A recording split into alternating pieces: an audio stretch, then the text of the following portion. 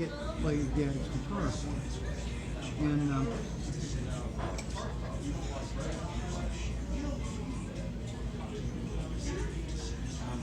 was going up to Eric Clapton, okay? With some friends of mine, Baker and Baker Gillis, had just got a guitar from Eric Clapton, you know, because he would donate guitars. Wow. And he'd let somebody, you know, auction them off, Sure. you know, for cancer, Yep. stuff like that. Well, we wrote 7 songs for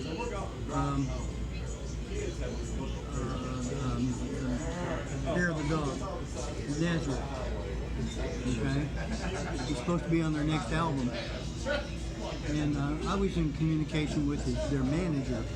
And their manager, they had another band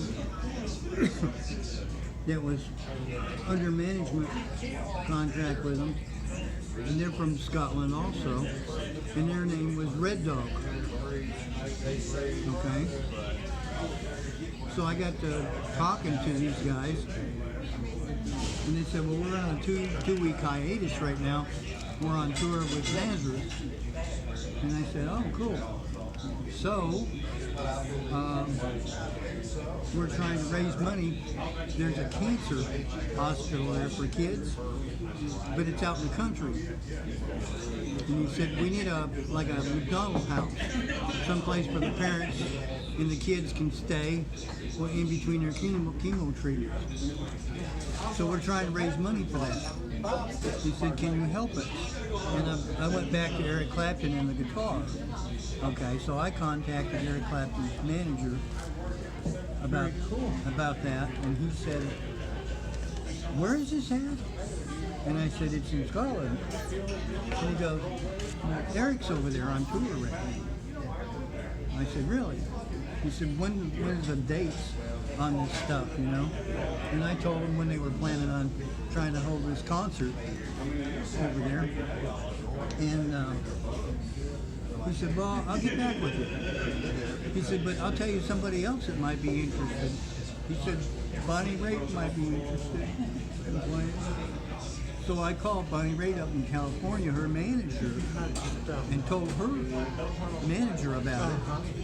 And then a month after all this, I'm putting all these pieces together, connecting the dots, and I'm getting these, you know, emails back saying thank you very much, we really appreciate it. And Red Dog texted me back and said we raised $3 million. Wow. He said, we want to thank you, we could have never done this. He said Eric Clapton showed up and Bonnie Raitt showed up. Awesome. For the concert. Oh, brother. God bless you. That is absolutely awesome. How many lives you affected by that? You know, Countless but lives. I'm always the guy behind the scenes. You know, like Johnny Cash's One Piece at a Time. Yes. Car. Yes. Okay, I'm on tour with Wayne Kemp up in Lansing, Michigan. And I bring him the Lansing newspaper. And we're all, you know, reading the newspaper. And here's an article about a guy who was a Vietnam pilot. You know, a helicopter pilot. So he got through with his tour of duty and he went to work for the defense plant. And he was the test pilot for the new helicopter.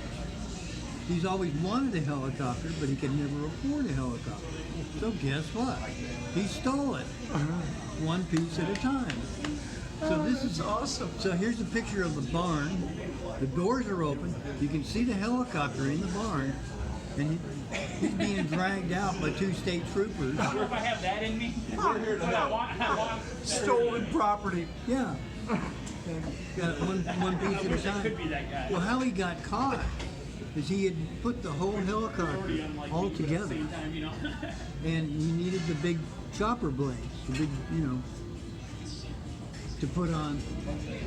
So he's so anxious to get the helicopter and enough daylight left so he could fly it, you know, for the first test run on it. He had a camper.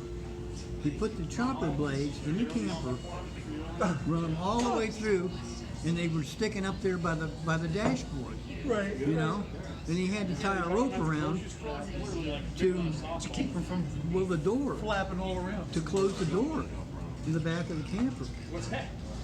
Well, he wanted to get out and anxious to put these things together, and he went to the infirmary and said he was sick and he needed to leave early, so he left, and the guard stopped him